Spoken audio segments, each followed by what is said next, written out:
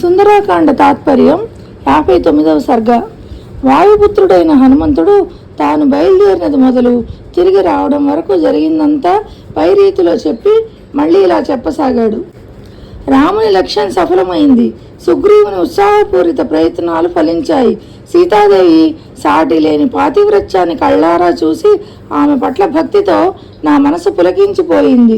రాక్షసరాజైన రావణుడు మహా తపస్సంపన్నుడు. ఆ తపశ్శక్తిచే అతడు లోకాలను ఉద్ధరించను గలడు. కోపిస్తే లోకాలను దహించి వేయను గలడు. అపహరణ సమయంలో సీతాదేవిని సృజించినప్పటికీ అతడి శరీరం దగ్ధం కాకపోవడానికి కారణం ఆ తపశ్శక్తే. జనకనందన అయిన ఆ సీతాదేవికి ఎవరి పట్ల అయినా కోపం కానీ దుర్భావం కానీ తలెత్తినప్పుడు ఆమె తన పాతివ్రత్య శక్తిచే వారిని భస్మం చేయగలదు. ఆ విధంగా అగ్నిజ్వాల కూడా చేయలేదు.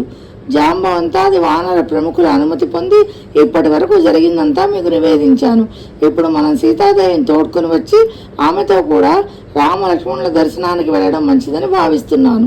రాక్షస సమూహాలతో కూడిన లంకా నగరాన్ని నాశనం చేయడానికి మహాబలవంతుడైన రావణుణ్ణి సంహరించడానికి నేనొక్కడే చాలు. వీరులు, మహాబలశాలురు, నిశ్చయ మనస్కులు, శస్త్రాస్త్ర ప్రయోగ కుశలురు, విజయాభిలాషులు అయిన మీ అందరితో కలిసి యుద్ధానికి వెళితే ఇక చెప్పేదే ఉంది. సైన్య సమేతంగా వచ్చిన రావణుని పుత్ర మిత్ర బంధు వర్గాలతో సహా యుద్ధంలో నేనొక్కడే మట్టు పెట్టగలను. యుద్ధంలో ఇంద్రజిత్తు ప్రయోగించే బ్రహ్మాస్త్రం, ఇంద్రాస్త్రం, రౌద్రాస్త్రం, వాయువ్యాస్త్రం, వరుణాస్త్రం మొదలైన తేరి చూడరాని మహాస్త్రాలను అన్నిటినీ నేను వమ్ము చేయగలను. రాక్షస వీరులను సంహరించగలను. మీ అనుమతి లభిస్తే విజృంభించిన పరాక్రమంతో ఆ రావణుని బంధించగలను. యుద్ధంలో నేను ఎడతెరిపి లేకుండా కురిపించే శిలావర్షానికి దేవతలే హతులవుతారంటే ఇక రాక్షసుల సంగతి విడిగా చెప్పాలా? సముద్ర తీరాన్ని దాటితే దాటవచ్చు.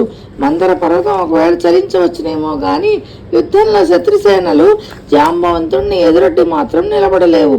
సమస్త రాక్షస సమూహాలలో పేరుగాంచిన మహావీరులను సంహరించి రావడానికి వాలి సుతుడు మహావీరుడు అయిన అంగదుడు ఒక్కడే చాలు. ఆయన నేనొక్కడే పరాక్రమవంతుడు అని కాకుండా అందరి గురించి కూడా గొప్పదనం చెప్తున్నారు. మహాప్రతాపశాలుడైన పనసుని నీలుని వేగ విజృంభణకు మందర పర్వత సైతం చూర్ణమైపోతుంది. ఇక రాక్షసుల విషయం వేరేగా చెప్పాలా?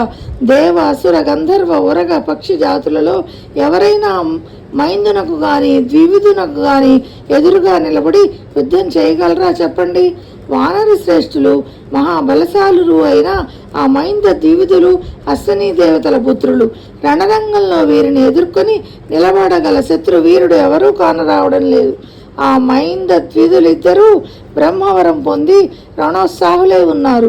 వీరు అమృతం రోలిన వారు. సమస్త వానరులలో శ్రేష్ఠులై విరాజిల్లుతున్నారు. పూర్వం బ్రహ్మదేవుడు అశ్వనీ దేవతలను సంతృప్తి పరచడానికై మైంద ద్విధులను ఎవరి చేతిలోనూ చావు లేకుండా ఉండేటట్లు సర్వావధ్యత్వం అనే అమోఘమైన వరాన్ని మైంద ద్విధులకు ప్రసాదించాడు. బ్రహ్మవరంతో అతిశయించిన వారై ఆ మైంద ద్విధులు సమధికోత్సాహంతో గొప్ప దేవతా సైన్యాన్ని జయించి అమృతపానం చేశారు. తక్కిన వానర వీరుల సంగతి అలా ఉంచండి. ఈ మైంద ద్విధులకే ఆగ్రహం వస్తే గుర్రాలు, రథాలు, ఏనుగులతో సహా ఆ లంకా నగరాన్ని నేలమట్టం చేసి వేయగలరు. స్వయంగా నేనే లంకా నగరాన్ని ధ్వంసం చేసి కాల్చి బూడిద చేశాను.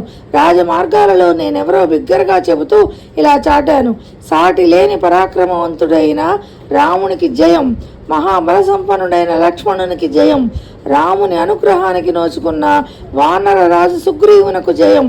నేను కోసలాధిపతి అయిన రాముని దాసుణ్ణి, వాయుపుత్రుణ్ణి, హనుమంతుణ్ణి అని రామాదుల నామధేయాలను అక్కడ సర్వత్రా ప్రకటించాను. అంటే లంకలో. దురాత్ముడైన రావణుని అశోకవన మధ్యంలో ఉన్న శింసుపా వృక్షం కింద మహాప్రతివ్రత అయిన సీతాదేవి దయనీయ స్థితిలో ఉంది. కాపలాగా ఆమె చుట్టూ రాక్షస స్త్రీలు ఉన్నారు. ఆమె శోకంతో మనోవేదనతో కృషించి ఉంది. మేఘ సమూహంచే కప్పబడిన చంద్రరేఖ వలె ఆమె కాంతి విహీనే కానవచ్చింది. సుందరమైన కటి ప్రదేశం కలది. మహాపతివ్రత శిరోమణి అయిన ఆ సీతాదేవి బలగర్వితుడైన రావణుని కనీసం మనస్సులోకి సైతం రానివ్వకుండా లంకలో నిర్బంధంలో ఉండి రాముని ఛాసలోనే ఉంది. ఇంద్రుని యందు శచీదేవి వలె మంగళప్రదురాలైన సీతాదేవి త్రికరణ శుద్ధిగా రాముని యందే అనురాగం కలదై ఆయన మీదనే మనస్సును లగ్నం చేసి ఉన్నది. సీతాదేవి అదే వస్త్రాన్నే అపహరణ సమయంలో ధరించినటువంటి వస్త్రమే ధరించి ఉంది. ఆమె దేహమంతా దుమ్ము కొట్టుకొని పోయి ఉంది. ఓ శోక సంతాపములచే దీనై ఉన్న ఆమె సర్వ విధాల పతి హితాన్నే కోరుకుంటోంది. ఆ అశోకవనంలో వికృత రూపిణులైన రాక్షస స్త్రీల మధ్య వారిచే మాటి మాటికి భయపెట్టబడుతూ ఉండగా ఉన్న సీతాదేవిని నేను చూశాను. తైల సంస్కారం లేనందున ఆమె కేశములు జడకట్టి ఉన్నాయి. అహర్నిశలు భర్త ధ్యానంలోనే ఉండి కటిక నేల మీద శయనిస్తూ శిశిర ఋతువులోని పద్మలత వలె ఆమె కాంతి విహీనే కానవచ్చింది. రావణుని పట్ల పరాన్ముఖయై దేహత్యాగం చేయ నిశ్చయించిన లేడిపిల్ల కన్నుల వంటి కళ్ళు గల సీతాదేవికి ఎట్టకేలకు నా పట్ల నమ్మకం కలిగించాను. ఆ తర్వాత ఆమెతో మాట్లాడి సమస్త విషయాలను విశదంగా తెలియజేశాను. రామ సుగ్రీవుల మధ్య గాఢ స్నేహం కలిగిందనే విషయం విని సీతాదేవి ఎంతో సంతోషించింది. మహానుభావురాలైన సీతాదేవి తన పట్ల అంత ఘోర అపరాధం చేసిన ఆ రావణుని తన ప్రభావంతో ఇంకా చంపలేదంటే అందుకు కారణం ఆమె పాటిస్తున్న నియమ పాలన, భర్త పట్ల ఆమెకున్న అచంచల భక్తే. రావణుని సంహరించడానికి ఇక కేవలం నిమిత్త మాత్రుడే. శరీర తత్వరీత్యా సన్నని శరీరాకృతి గల సీతాదేవి రాముని ఎడబాటుతో మరింత కృషించిపోయి పాడ్యమి నాడు వేదాధ్యయనం చేసేవాడి విద్యమలే ఇంకా సన్నబడిపోయి ఉంది. మహానుభావురైన సీతాదేవి ఆ లంకానగరంలో ఈ విధంగా శోకంలో మునిగి ఉంది. కాబట్టి ప్రస్తుతం ఇందుకు చేయవలసిన ప్రతిక్రియ గురించి మనం యోచించాలి. శ్రీమద్ వాల్మీకి రామాయణమున సుందరకాండలోని 59వ సర్గ తాత్పర్యం సమాప్తం. Hi friends, welcome to Radha's all in one. Please like, share and subscribe my channel. Comment also please. Thank you for watching.